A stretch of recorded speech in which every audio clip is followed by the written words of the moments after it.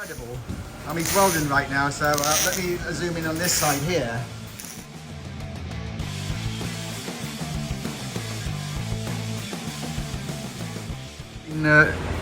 Doing the videos of the progress of this build on this 71 Camaro, and I haven't really gone into what our aim is for this car, but anyway, this is my son's car, and he wanted a Pro Touring car, but he just wants it to like be the best of the best and really stand out, but he does want to use it, and it's going to have a modern Chevy engine in it, which I put in, it's going to be supercharged, and we've put a Ford 9-inch axle together for it, and it's having frame connectors and Ridetec suspension, and it's got many modifications on this car, which on the surface you wouldn't really notice, but I mean, everything has been finessed. Anyway, I've done a few videos of the different pieces and stuff of this car, but I just wanted to do a quick video of what we're just planning to do with it. Denny's been working on it with us, and he's doing 99% of the work from this particular car, and as you can see, it's got a different bell housing in there, really large, for a transmission that's going in there, and then when we get round to that stage I'll tell you all about that. And we've cut more holes in the back for the Ridetec suspension that comes right through the body there. It's actually quite a complicated fit, and I think they've actually modified it now, but the modification makes it a lot easier to install, but it's not half as beefy as the model that they sold us about 1.5 years ago, and we'll go into that when we do underneath the car, when we start installing it. But yeah, the bottom line is he wants to build like the ultimate second generation Camaro, and it's coming along very nicely. So this kind of gives you a little bit of an intro in what we're aiming for. Going to have a full custom interior, custom gauges. Basically it's going to be an old looking car with everything modern in it. So hopefully it will drive and perform like a very high-end performance car, but have that old muscle car look. Yet it will look quite refined with the flush fitting glass, the flush fitting bumpers, all the slight modifications of it, including flat door handles, and it's just going to be a real sweet ride. Anyway, that's a little bit of an intro into what we expect at the end of the day with this car. He hasn't decided on the colour yet, and as you saw from a previous video, he had painted some model Camaros, and I think he's leaning towards a kind of a sublime green metallic right now, which on the surface doesn't sound that great, but man, if that's done right on kind of some of these older muscle cars, it really looks astonishing. Also hinging towards the burnt orange pearl type metallic, which would also be really nice. Anyway, I appreciate everybody who's following the videos, and really appreciate people subscribing, and hopefully I can keep these videos interesting for you. Okay, my interweb friends, I'm back over at Maximilian's shop with Denny, seeing how the project's coming on. Yep, that back window opening looks totally factory, but it isn't. It's different. Even the trunk opening's been changed to conform to the back window glass, which is going in here. What's he up to up front here? Holy Toledo, Batman, what are you doing? Yeah, making this windshield fit. Man, check that out. He's making the pillars wider, and to tell you the truth, I think that looks bloody fantastic. Yeah, those pillars always looked a bit narrow, didn't they there, Denny? Yeah, they were too narrow to begin with, so We'll kill two birds with one stone. We'll make them a little wider and make this windshield fit flush mount. Wow. Now look what he's doing. He's actually decided to take the factory glass, which is relatively inexpensive, build out the pillars and custom fit it so that he has a modern looking window arrangement. Oh man, that's poetry there, Denny. Yeah, we're a little tight right here, so I use some rod. The rod's highly adjustable. I can move that rod in, set my gap, and it gives you something to weld to without having a bunch of burn through. Wow, that's mind-boggling.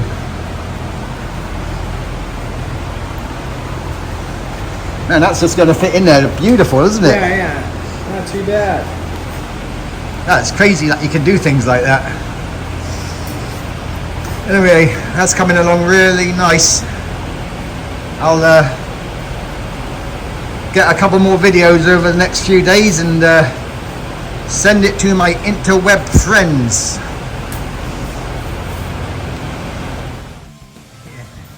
So we're back with the Camaro build, and we were here yesterday looking at what Denny was doing with the front pillars to fit a standard front window in, but to make it flush mounted like a modern car.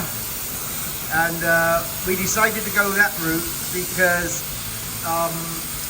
the window's relatively cheap, and also, you know, windows get chipped and can get broken, so you don't want to be putting a really expensive window in if that ever happens.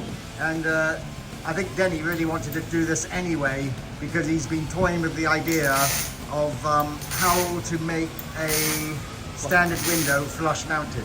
So it's pretty incredible. He's welding right now, so let me zoom in on this side here. But if you guys watched the video yesterday, you would see how he was widening the pillar on this side. Now I think he said he went with about 3/8 or something like that, or 3/16. But anyway, you saw it yesterday, and he's made it wider, but you can't tell. And it's actually a nice look. And he's welding in a lip here as the windows being installed differently, probably with an epoxy. And it's just really amazing what you can do with a little bit of knowledge, or maybe in Denny's case with quite a lot of knowledge. But coming along really nicely, and Maximilian's very happy about it too. So this is how Denny sets up his welding. So on this side, he's tacked this in place, and he does it kind of like this, you know, for several reasons. One, he can adjust it, and you know, they've been, you know, pre-fitting the glass and stuff to see how it looks, and you know, it allows him to just grind off those little spot welds, cut it, move it and stuff. But you know, also when you do finally have the shape you want, you're still going to spot weld it like that to get it in position. But then he comes over and he does a continuous spot welds like that, which he can grind down quite lightly and make it perfect. And he has the airline here, which he'll cool down the welding with, because obviously you don't want to warp anything. And then I'll also come in from the back and I'll hit that at a 45, and we'll run that seam all the way down with continuous tack. Oh wow! With a 45. Man, so I mean, you really can't beat that. So, you know, he just doesn't make it look pretty. I mean, this guy, I mean, he's welding both sides, which you're never going to see, because he does not want that to leak any water.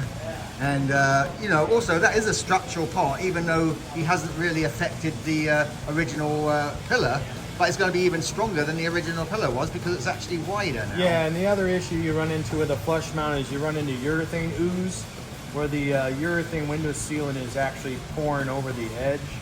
So I've laid this extra seam in there and butted it up against the factory interior to where it's just out of sight. Even from a hard angle, you won't be able to see the urethane. And we'll black out the windshield accordingly. So when you do this addition, you'll lay your windshield in and you'll put your masking tape, give yourself an extra 1/4 inch and that'll lay your line for the black paint or black primer you're going to apply to the back of the window. That's really awesome. And you said something about drilling the inside of it to seal the inside of the peeler or something? Yeah, when you're all done welding, you have to remember anytime you add electrolysis and heat the metal, it's prone to rust and corrosion. So we're going to do 3/4 inch hole saw, 3/4 inch hole saw, 3/4 inch hole saw right here. And we're going to come in and undercoat and seam seal all this and rust proof it from inside out. Yeah, it sounds amazing. It sounds like a tremendous amount of work. But really, if you want a car which is going to last forever, if it's looked after, this is the way to do it. And yeah, it's just really nice to see something done so perfectly.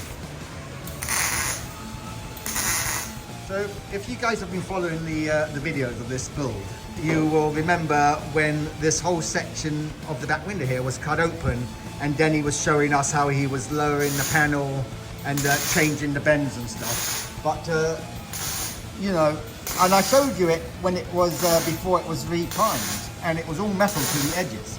But I mean, look how nice that is. I mean, that's all metal. He's even cut down here and reshaped this, and it actually caused him to change into the trunk slightly. Because on the back window, we are going to use the Fessler glass, but because of a few issues of the glass for the front window, we decided to go with regular front windscreen. And Denny had wanted to try to do a flush mounted regular window, and he wanted to customize the car for that for a while and see how possible it was. And it's probably going to be something that people are going to start doing, but it's a really great thing. But as you can see, the seams are perfect.